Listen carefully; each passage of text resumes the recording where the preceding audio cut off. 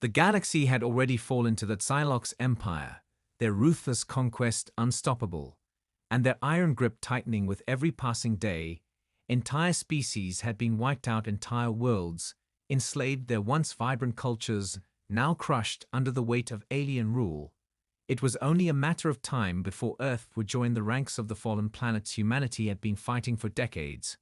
But their efforts were in vain. The human fleets were scattered and destroyed, and the few remaining colonies were too small and too weak to mount any meaningful resistance. Yet through it all there was one thing that Psylocke had not counted on: the sheer stubbornness of the human spirit, and that was about to change when Ilara received the signal.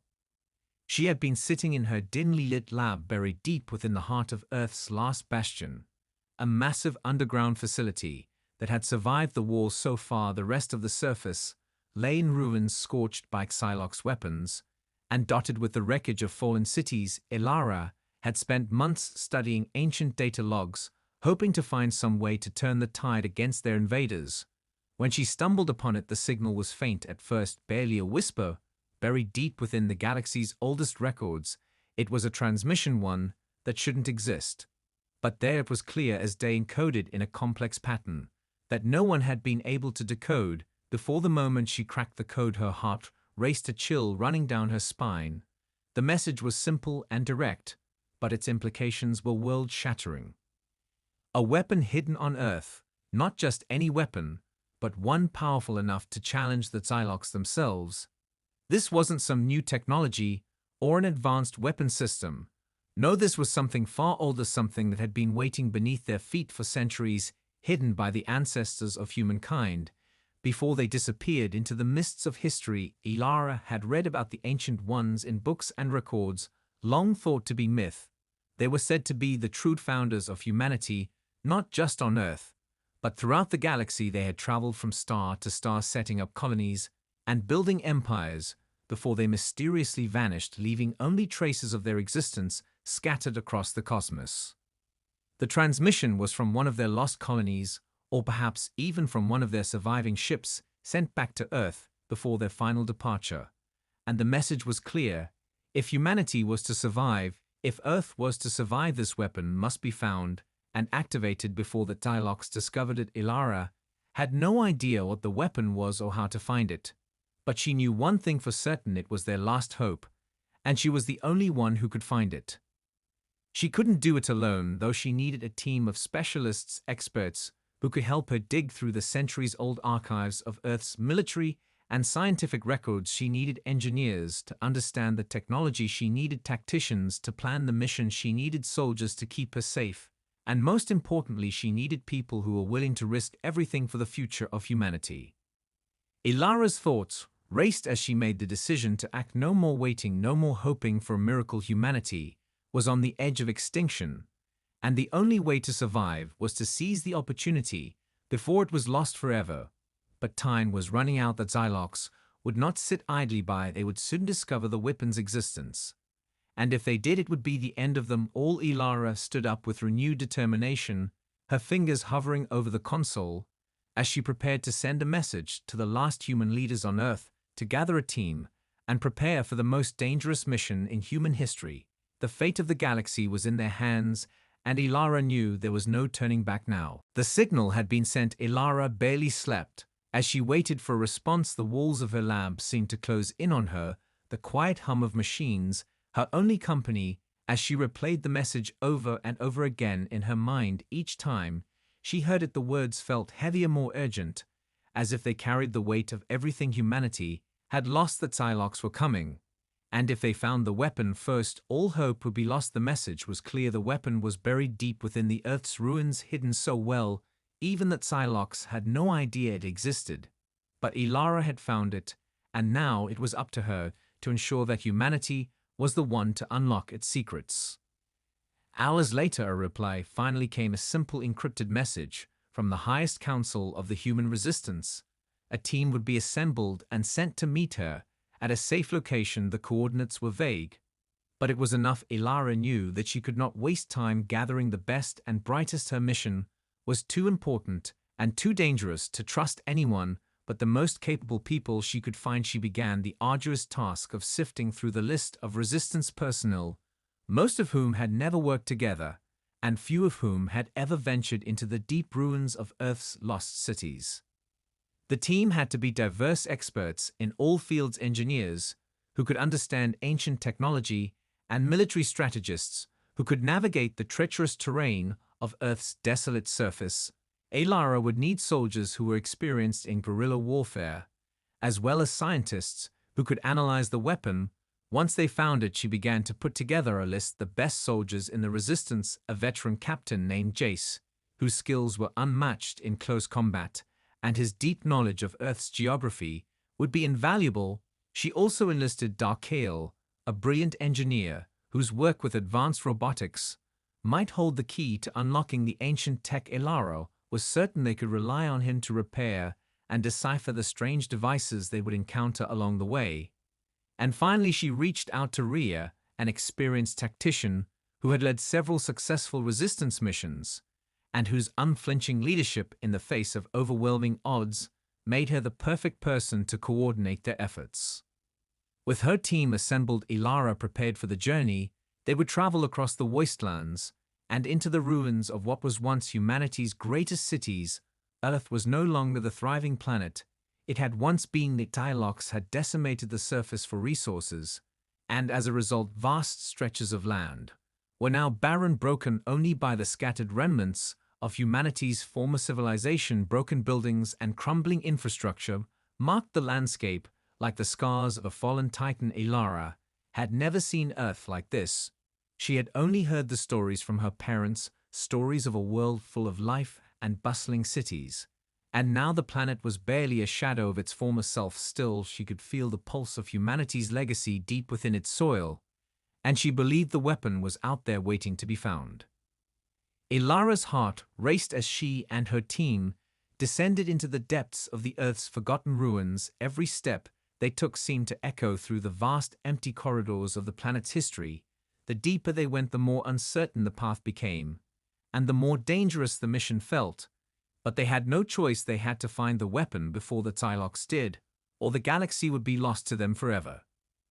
Just as they reached the heart of the ancient facility, where the weapon was rumored to be hidden, Alara received a chilling transmission from one of her scouts. A Psylocks scouting fleet had entered the system. They had tracked the human resistance, and they were now closing in on Earth with terrifying speed. The moment Alara heard the transmission, her heart dropped. The scout's voice was filled with panic as he confirmed what she had feared. The Psylocks fleet was on its way. They had detected unusual activity near Earth's orbit, and their ships were closing in fast. Alara's mind raced. She knew that if the Psylocks reached Earth before her team found the weapon, it would all be over. They would wipe out any survivors and claim the ancient technology for themselves.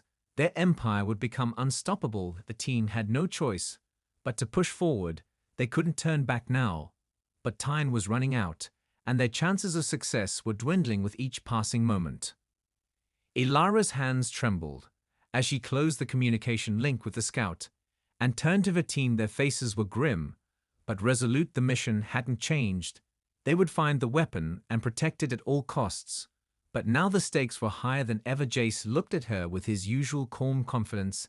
Despite the dire situation, he was ready to fight to the end. Kel was already running diagnostics on the equipment they had brought with them, checking everything twice, ensuring they were prepared for anything. Rhea was studying the map of the ancient facility where the weapon was rumored to be hidden, her sharp mind already calculating the best route to take through the ruins. The team had trained for situations like this, but none of them could have predicted that Psylocks would find them this quickly.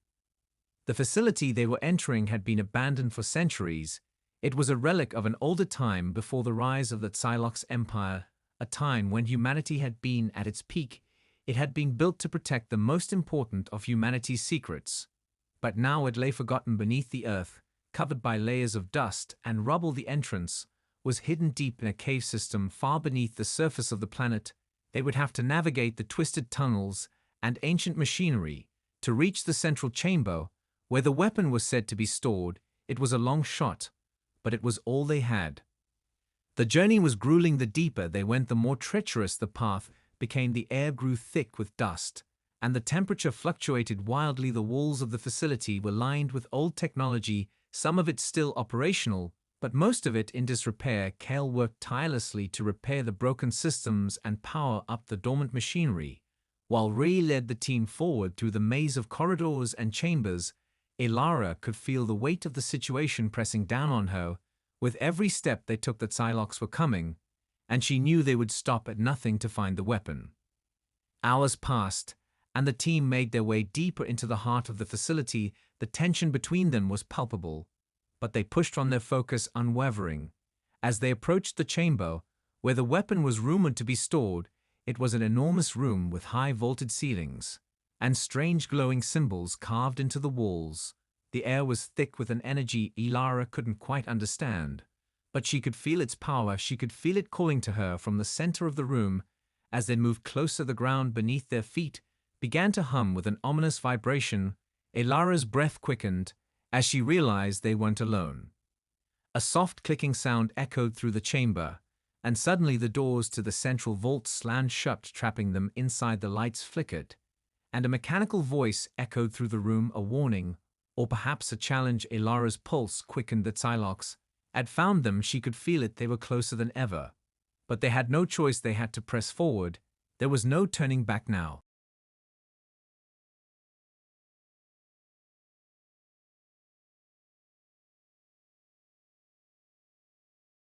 The mechanical voice echoed throughout the chamber, sending a wave of unease through Elara and her team.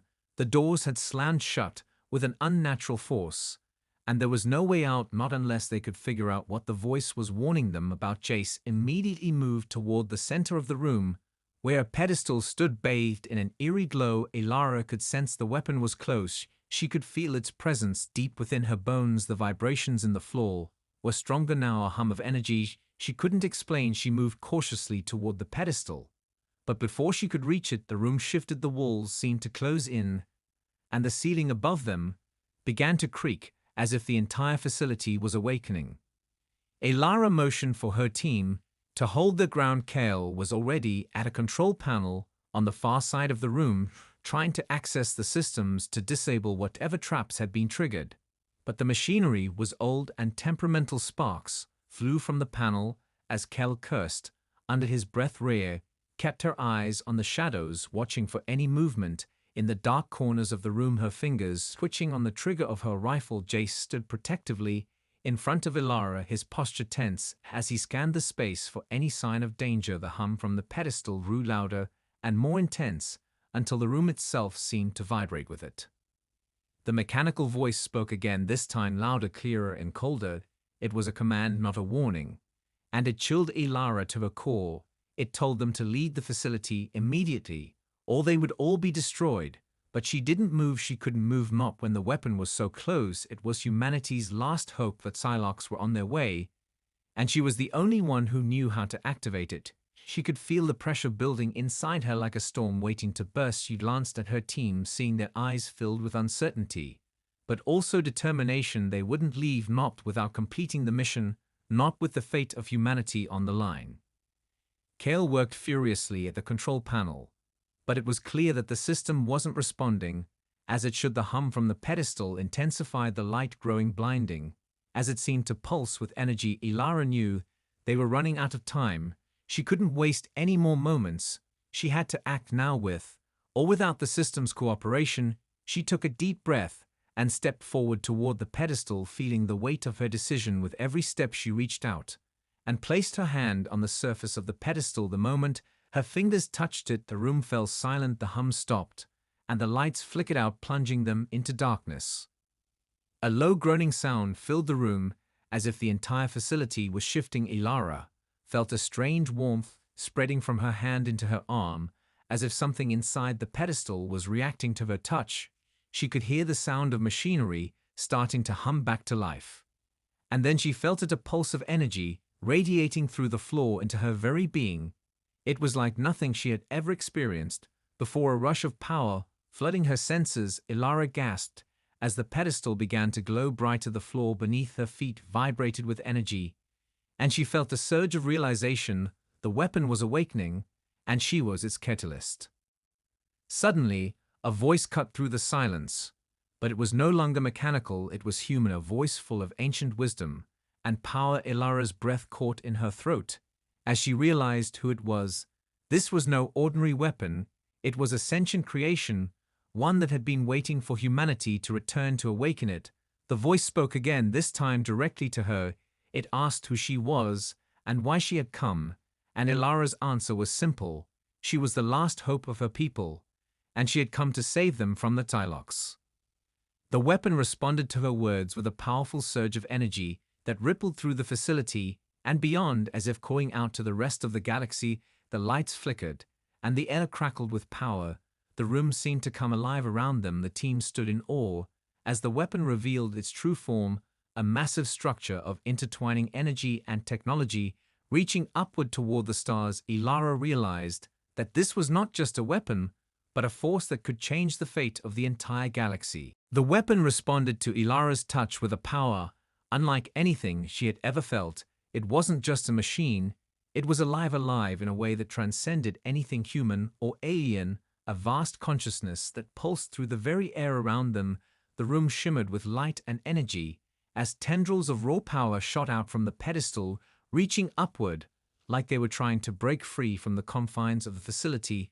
The hum in the air was deafening now, a sound so deep it resonated in Ilara's chest and rattled her bones. It was as if the weapon itself was awakening from a centuries-long slumber. Ilara staggered back as the energy surged around her, her mind racing with questions. What was this thing? And why had humanity ever built something so powerful? She heard Ree's voice cutting through the chaos, her tone sharp with urgency. We need to get out of here now. But Ilara couldn't move, not yet. She felt as though the weapon was speaking to her, not in words, but in feeling, sensations, like it was drawing her into its purpose, calling out for her to understand its true nature. She closed her eyes, letting the energy wash over her, feeling the connection deepen like a bridge between her soul and the weapon itself.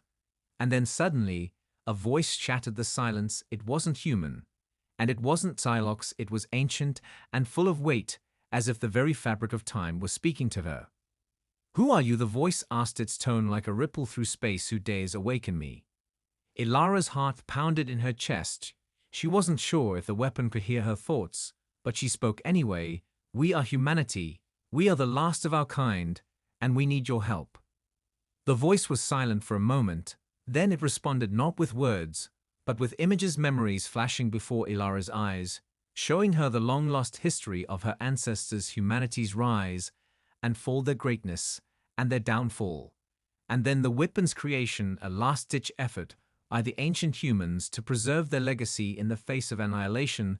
They had built the weapon not just as a tool of destruction, but as a force of balance, something that could protect humanity from any enemy, but only if the right person could unlock its power. The images faded, and Ilara opened her eyes to find herself standing at the center of the chamber. As the weapon's energy continued to pulse and shift around her, she could feel the power within it. And she realized that this wasn't just a weapon in the traditional sense. This was a living, breathing entity. It was humanity's legacy in its purest form, and it could either save them or destroy them depending on how it was used. But before she could process everything, a loud crash echoed through the chamber, and the walls trembled. The Psylocks had arrived. They were here, and the weapon was now active. Ilara knew they wouldn't stop until they had it. No matter the cost, they would tear through Earth's last defenses to claim this power as their own. The ground shook violently as the facility's doors began to open and Ilara's team snapped into action. Jace took the lead, positioning himself at the entrance to guard against any immediate threats, while Kel worked to stabilize the facility systems and ensure they wouldn't lose the weapon to sabotage. Rhea moved toward Ilara, her eyes filled with determination. We need to go now, Ilara. But Ilara couldn't leave, not yet. She looked at the weapon and felt the pulse of its power coursing through her veins. It was too dangerous to leave it unprotected, and too dangerous to let the Psylocks control it. We can't let them have it, she said, her voice steady and fierce. But we can't stop them alone, not with what we have. Rhea nodded and turned to Jace, signaling him to prepare for the coming assault. Kale finished his work on the system and glanced up at Ilara. We've got one shot at this. If we're going to use the weapon, we have to be ready. Ilara closed her eyes and took a deep breath, feeling the energy of the weapon flowing through her once again. And this time she understood its true purpose. It was not just a weapon of war, it was a weapon of humanity's. With their strength and determination, it would only work if they believed in it, if they believed in themselves, and the future they could still build together. The weapon needed humanity's collective resolve to unleash its full potential. And Ilara realized she wasn't just the one activating it, she was the catalyst for humanity's spirit. With a deep breath, she opened her eyes and nodded to her team. We fight for humanity, and we fight for the future we believe in. The room trembled as the Tylox forces breached the outer perimeter of the facility, their ships descending through the atmosphere like dark harbingers of destruction.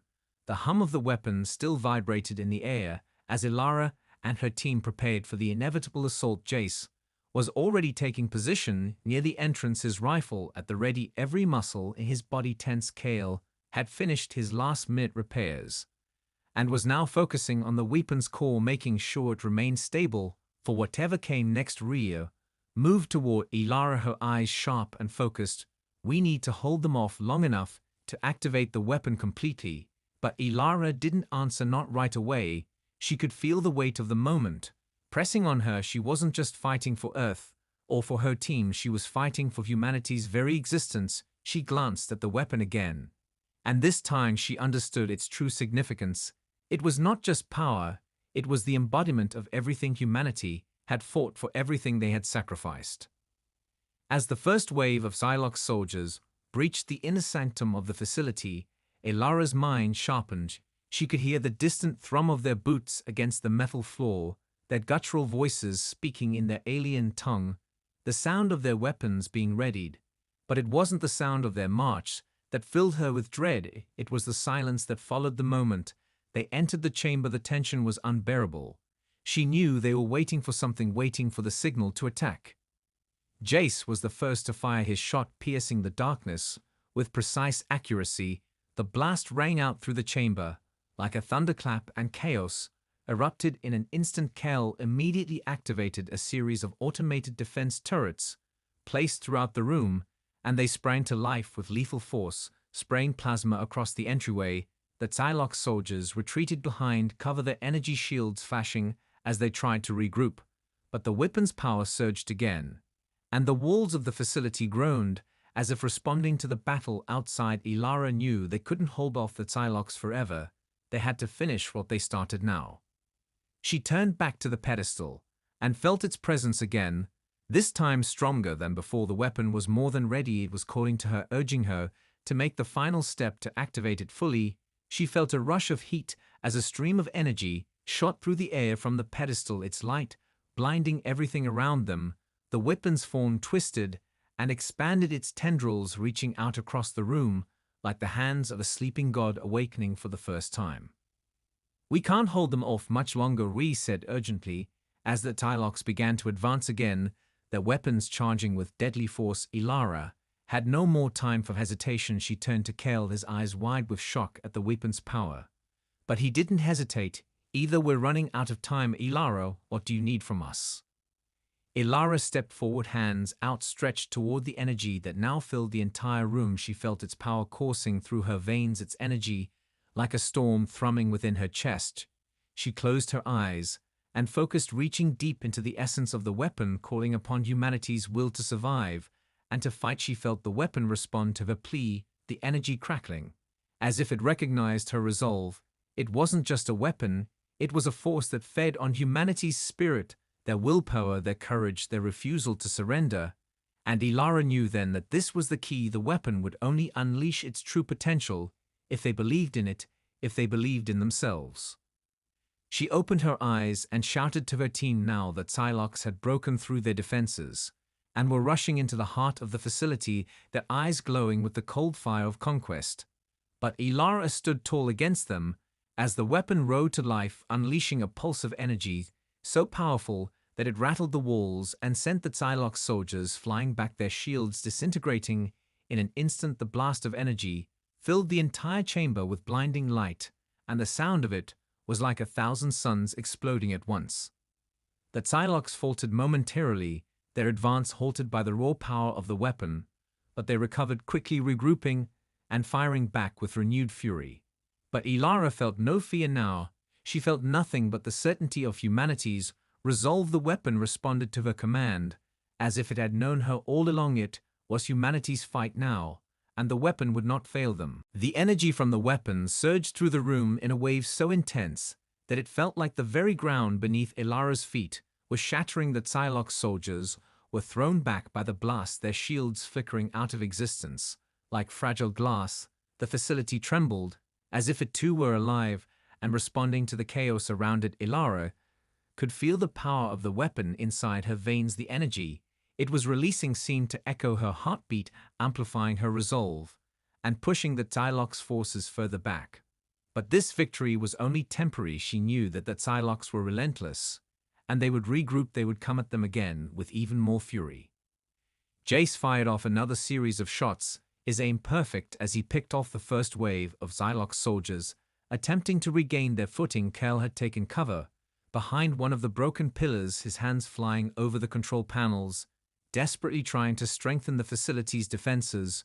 Rey was on the move again, her rifle in hand, as she darted between shadows, assessing the battlefield with a tactician's eye. She knew they needed to keep the Psylocks off balance for as long as possible. But she also knew that this battle wouldn't last much longer, not unless they found a way to deal a decisive blow to the enemy. Ilara turned back to the weapon. It had stopped pulsing, but the air still hummed with its power. She felt its presence within her, its promise to humanity. She knew that this was it. This was their one chance to turn the tide of the war. She glanced at her team.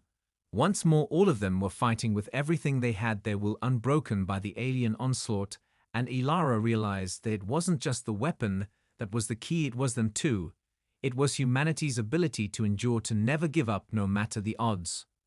Rhea's voice cut through the comms. We have to push forward, or they'll overrun us. Ilara, we can't keep this up much longer. We need a plan. Ilara nodded, her heart racing, as she focused on the weapon in front of her, its energy still swirling around her like a storm. She reached out to it again, feeling the raw force of it respond to her touch, and suddenly she understood the true nature of the weapon. It wasn't just a weapon of destruction.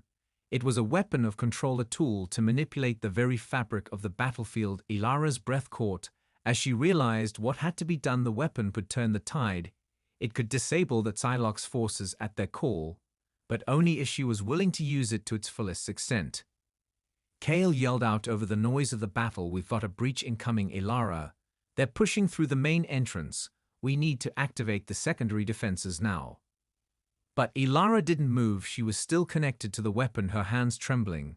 As she reached out and focused on its energy, the weapon was a part of her now, and she could feel its potential, its power, ready to reshape everything. She closed her eyes and focused on the Psylocks forces, closing in on them, their cold, calculating minds unable to understand the force they were facing. Ilara called out to the weapon in a single thought, urging it to release its full potential, to do what it was designed for.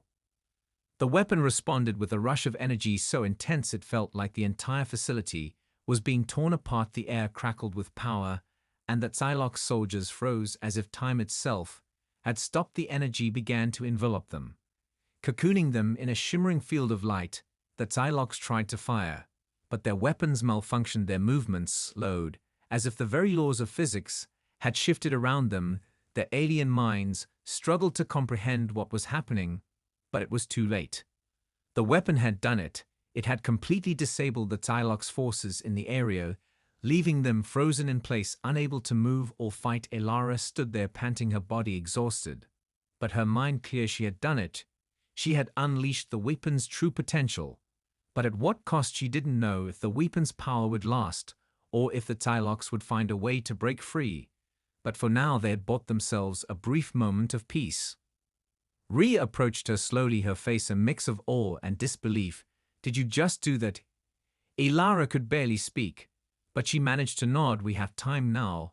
They won't be able to move for a while. We need to finish this while we can." The Psylocks soldiers remained frozen, their bodies suspended in time by the weapon's power. But Ilara knew it wouldn't last long. She could feel the strain of maintaining the energy. It was a fragile balance between control and Chaos the weapon had responded to her. But its power was unstable. She had unleashed its full potential.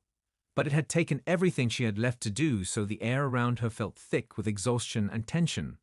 But there was no time to rest, not yet. The Thylox would recover, and they would be ready to strike back. Rhea moved quickly, surveying the frozen Thylox soldiers. We've got a small window of time before they regain control. Elara, we need to get to the control room and lock down the facility. We can't afford any surprises. Kale was already moving towards the main control station, his fingers flying over the terminal. As he worked to implement the security measures that would prevent the Thylox from accessing the systems, he glanced over at Elara, his eyes filled with concern. Are you all right? We can't keep this up much longer. The weapon's power is draining, and we need to act before it's too late.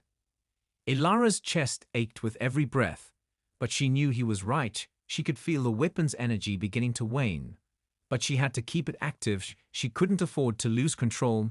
Now, not when they were so close. She forced herself to steady her breathing and focused on the weapon still pulsing in the center of the room. She needed to stabilize it somehow, but the connection between them was weakening, and she felt her strength faltering, her vision blurred as she fought to maintain her focus. But she couldn't let go. She couldn't allow the Thylox to reclaim control of the facility. Jace stood guard at the entrance, watching the frozen Thylox soldiers warily, his rifle aimed at the closest one. As if daring it to move, he spoke without turning. We need to move fast, Elara. We don't know how long we've got before they figure out what happened to them. They'll adapt, and when they do, we'll be sitting ducks. Kel's voice interrupted from the control panel. We've got lockdown protocols in place, but it won't hold long if we don't get more power to the system. We need to reroute the facility's energy grid to reinforce the shields and weapon systems. We can't let them breach the control room. Elara nodded weakly. She knew what had to be done. The weapon had given them this chance, but now it was up to them to secure it before the Thylox could adapt. She forced herself to move forward, stumbling slightly as her legs threatened to give way. She reached out again to the weapon, trying to tap into the last reserves of its energy. But the strain was too much, and the connection was fading fast. She couldn't hold it for much longer, but she couldn't stop now either. Rhea motioned for Elara to follow her. We've got to move to the energy core. We need to reroute power directly to the shields and weapon systems. That's the only way to hold the Thylox off while we finish this. Elara nodded again, struggling to stay on her feet. She felt her vision blur again. But there was no time to rest, not now. As she moved alongside Rhea, she could see the tension in her friend's face. We can't let them win, Elara. We've been fighting for this moment for too long. We can't back down now. The team made their way through the facility as quickly as they could, every step bringing them closer to the energy core. Elara could feel the weight of the responsibility pressing down on her. The weapon was humanity's last hope, but it was fragile, it was unstable, and she had to control it long enough to ensure victory. She had already given so much of herself to it, and she wasn't sure how much more she could take, but the alternative was too horrible to consider. As they reached the core, Kel immediately began working to reroute the power through the energy conduits. But the process was slow, and the pressure was mounting. Elara could feel the energy of the weapon growing faint. She didn't know how much longer they had before it shut down entirely, but she refused to let that happen. She had to hold on long enough to get them through this. She had to. Suddenly, a voice rang out through the comms. One of the Thylox soldiers had regained control of their systems, and they were pushing forward. They knew the facility had been compromised, and they were coming for them. The voice on the comms crackled again. The Thylox were advancing fast, and they had adapted quicker than expected. Elara's heart raced as she glanced at Kale, who was still working furiously at the energy core. The rerouting process was slow, too slow, and the hum of the weapon's energy was growing fainter by the second. Elara could feel it slipping away. She could feel the connection to it weakening, and panic threatened to take hold. But she couldn't afford to let that happen, not now, not when they were so close. Rhea was scanning the perimeter, her rifle aimed at the door. They had entered through her eyes, sharp and calculating. We don't have much time before they reach the core room. If we don't finish this now, we're dead in the water, she said through gritted teeth. Elara could see the strain on her face as well. But Rhea wasn't about to give up either. The whole team was in this together, and they all knew what was at stake. Jace's voice came through the comms next. "They're almost here, Elara. We need a backup plan now, or we won't make it out of here alive." Kale didn't look up from the console, but his voice was tight. "I'm pushing everything into the shield systems. We're gonna need all the energy we can get to hold them off. I don't know if it'll be enough, but it's our best shot." Elara forced herself to move closer to Kale, her legs heavy from exhaustion. But she couldn't afford to stop. She couldn't afford to be weak now. She knew the weapon had already given them a window of opportunity, but they had to capitalize on it before the Psylocks regained full control of the facility. She placed a trembling hand on Kale's shoulder. "Kale, we can't let it slip away. We need the weapon." Kale nodded without hesitation, but his face was grim. He wasn't sure they had enough power to stabilize both the shields and the weapon, not without risking a catastrophic overload. Elara could feel the energy from the weapon almost gone. It was fading like a dying star, and she was helpless to stop it. But she knew she had to try. She closed her eyes once again and reached out with every ounce of her will into the weapon. She could feel it flickering on the edge of consciousness, like a flame struggling to stay alive. And she was the spark that could reignite it. She focused every thought on it, every ounce of her determination, every bit of humanity's spirit, every sacrifice made for this moment. She wouldn't let it die here, not after everything they had been through. The weapon responded. It was weak, but it responded. A burst of energy shot through the core room like a lightning strike, and the hum returned. But this time it was stronger than before. Elara gasped. As the power surged around her, the weapon was stabilizing, but only just. "We're not out of the woods yet," Kale muttered as he adjusted the console. "The Psylocks are getting close. Elara, we need to move, or we won't have time to finish this." Elara shook her head. "No, we finish this now," she said through gritted teeth. Jace moved to the door, once more taking a defensive position. "We don't have much time, Elara. They're on their way, and they're bringing more firepower." But Elara didn't move. She stood tall, feeling the weapon's energy pulse around her. As her hands reached out to guide it once more, this time with more precision, the hum of the weapon grew louder, the power building, until it felt like the very room was vibrating under its intensity. Elara focused harder. She felt that Psylocks' forces coming closer. But she couldn't allow fear to take over, not when humanity's last hope was in her hands. A burst of energy shot out from the weapon again, this time even stronger than before. It illuminated the entire room with blinding light, and for a moment, everything seemed to stop. The facility trembled, and the Psylocks' forces froze again, unable to move as the raw energy surged across the room. But Elara knew it wouldn't last long. They had to finish it now. Kale shouted. "They're almost at the door, Elara." Rhea's voice was tight with urgency. "We're not gonna get another chance. We need to finish what we started." Elara clenched her fists, her eyes glowing with determination. This was it. This was the moment when everything would change, when humanity's will would decide their future. Elara felt the weapon's power surge through her body, her entire being vibrating with the intensity of it, the air around her crackling, as though the very fabric of reality was bending under the force of her connection to the weapon. The room felt alive with energy, and she knew that this was the final moment. If they didn't succeed now, all would be lost. She had to hold the line long enough for her team to finish what they had started. Jace moved quickly towards the door, his rifle raised. He scanned the hall outside, his eyes darting from shadow to shadow, waiting for the first sign of the Psylocks' attack. The silence was deafening, the only sound the hum of the weapon and the heavy breathing of her team. They all knew what was at stake. That Psylocks would be relentless, and they couldn't afford another misstep. Kale was still working at the console, his fingers flying over the keys, but even he could feel the pressure mounting. The rerouting of power was nearly complete, but the strain on the facility systems was immense. He was unsure how long they could hold out. The shield systems were nearly at maximum capacity, and he could see the flickering of the monitors indicating that the core's energy reserves were running dangerously low. But there was no turning back now. They had to make this work. Rhea stepped closer to Elara, her voice calm but urgent. "We've got a few minutes before the Psylocks force breaks through the facility's outer shields. We need to finish this. We can't waste any more time." Elara nodded. She could feel the weapon's power stabilizing a little more now, but it was still fragile. The energy inside her was both exhilarating and terrifying, the weight of it pressing down on her chest like 1,000 tons. But she couldn't falter now. She had to make the final push. She could feel the enemy closing in on them every second, bringing them closer to certain destruction. But she wouldn't let it happen. She wouldn't let humanity fall, not like this. She took a deep breath and focused once more, reaching out to the weapon, her hands trembling.